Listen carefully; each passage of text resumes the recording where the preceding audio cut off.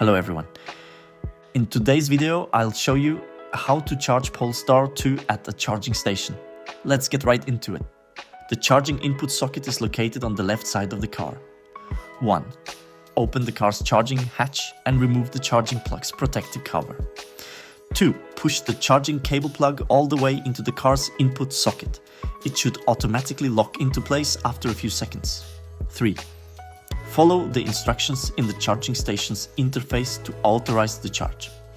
Before charging can begin, the charging station first performs an isolation test, which can take up to 1 minute.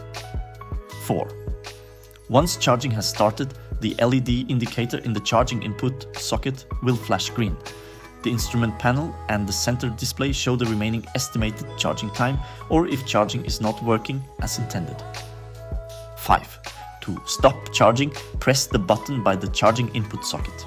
If fast charging is stopped, it's not possible to resume it automatically because the charging station requires charging to be reauthorized. Unlocking your car does not usually stop fast charging. That's it. Thank you for watching and remember to subscribe.